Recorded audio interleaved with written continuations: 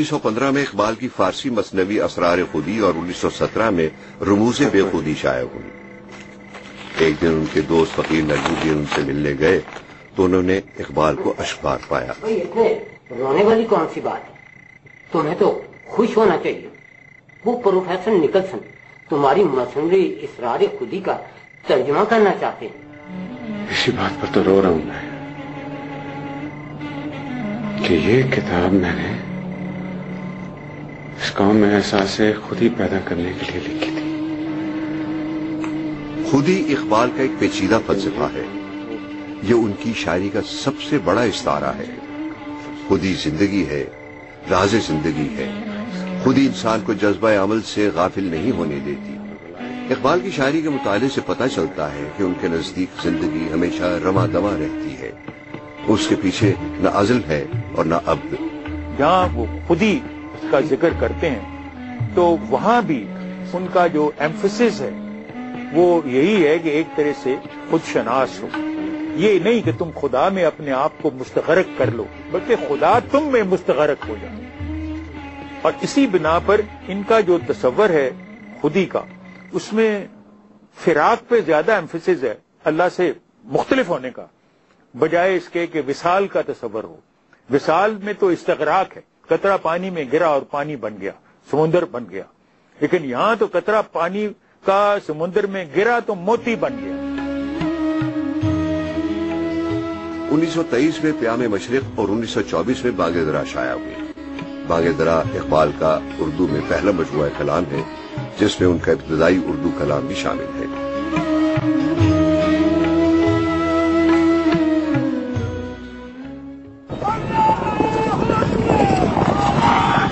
1923 میں اقبال کو سر کا خطاب ملا۔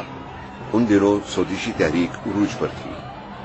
انگریزی مال کے بائیکاٹ کے ساتھ ساتھ لوگ سرکاری ملازمتیں اور خطابات بھی ٹھکرا رہے تھے۔ علامہ اقبال کو نائٹ ہوڈ کا خطاب ملا تو ان کے دوست بھی ان پر تنقید کرنے لگے۔ سالک نے تو ایک نظم بھی لکھ ڈالی جس کا مصرع تھا، سرکار کی دہلیز پر سر ہو گئے اقبال، اور یہ لوگوں کی زبان پر تھا۔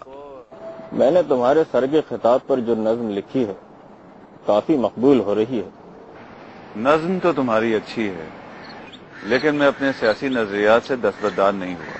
سر میکلین نے بلایا اور انہوں نے کہا کہ نائٹ ہوڈ کے خطاب کے لیے میری سفارش کریں گے۔ تو پھر جناب نے کیا جواب دیا؟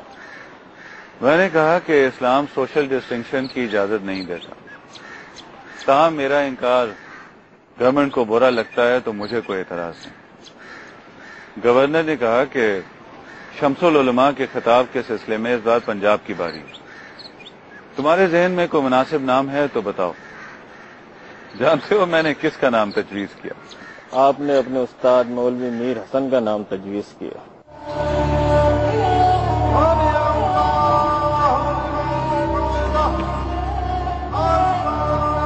اس دور میں تحریک خلافت عروج پر تھی جس میں گاندھی جی اور علی برادران پیش تھے۔ دلچسپ بات یہ تھی کہ مسلمان رہنما بیک وقت خلیفہ کی بھی حمایت کر رہے تھے اور مصطفیٰ کمال پاشا کے بھی مخالف نہیں تھے۔ اقبال نے خود کو اس تحریک سے الگ ہی رکھا کیونکہ وہ مسلمانوں کے مسائل کا حل خلافت نہیں بلکہ اسلامی جمہوری نظام میں دیکھتے تھے، جو اقبال ایک بار پھر بعض مسلمان علماء کی تنقید کا نشانہ بنے۔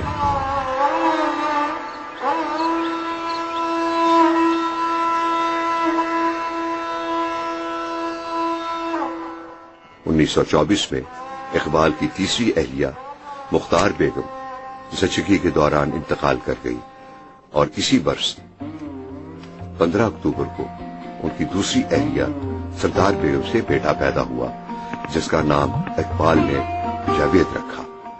جاوید اقبال سردار بیگم سے شادی کے تقریباً 10 سال بعد پیدا ہوئے۔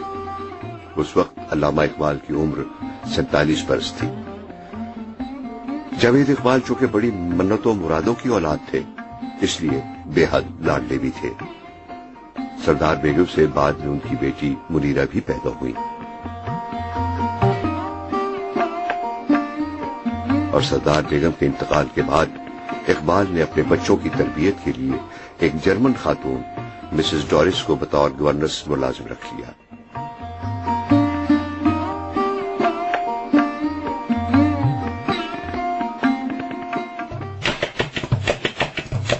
فقیر سید وحید الدین کی کتاب روزگار فقیر کے مطابق اقبال سیاسی ذہن تو رکھتے تھے، مگر وہ عملی طور پر سیاسی ہنگاموں اور خاص طور پر الیکشن کے بکھیڑے میں نہیں پڑنا چاہتے تھے، لیکن احباب کے اصرار پر انہوں نے 1926 میں پنجاب لیجسلیٹو کونسل کا الیکشن لڑنے پر رضامندی ظاہر کر دی۔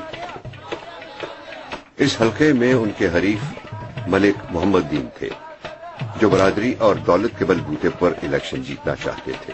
یہ الیکشن علامہ اقبال نے 3177 ووٹوں کی اکثریت سے جیت لیا۔ کونسل کی 3 سالہ رکنیت کے دوران اقبال نے قومی و ملکی مسائل پر تاریخی اہمیت کی کئی تقاریر کی۔ 1928 میں خصوصی دعوت پر اقبال نے مدراس اور حیدرآباد دکن کا دورہ کیا اور وہاں جو خطبات دیے وہ خطبات مدراس کے نام سے شائع ہوئے، مگر ان خطبات میں علامہ اقبال نے جن خیالات کا اظہار کیا ان پر علماء نے ایک بار پھر شدید ناراضی کا اظہار کیا۔ اقبال بلیم کرتے تھے کہ یہ جو قدامت پسندانہ قسم کے اجتہادات ہیں ان کی وجہ سے مستقبل جو مسلمانوں کا ہے وہ تاریک رہے گا، لہذا یہاں پر اجتہاد مطلق کی ضرورت ہے۔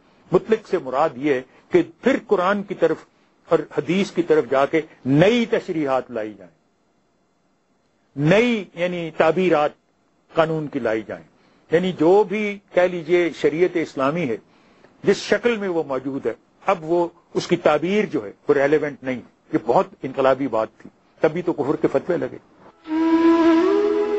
اگلے برس یعنی 1929 میں علامہ اقبال کو ایک بڑے جذباتی دھچکے کا سامنا کرنا پڑا جب ان کے استاد مولوی میر حسن انتقال کر گئے۔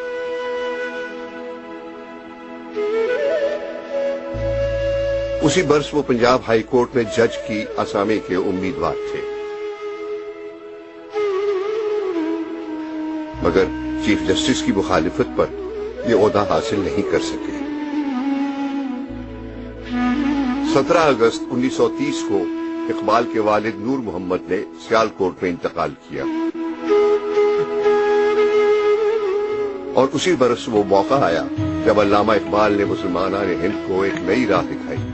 الہ آباد میں آل انڈیا مسلم لیگ کا تاریخی جلسہ، اس جلسے میں علامہ اقبال نے جو تقریر کی اسے تاریخی حیثیت حاصل ہے۔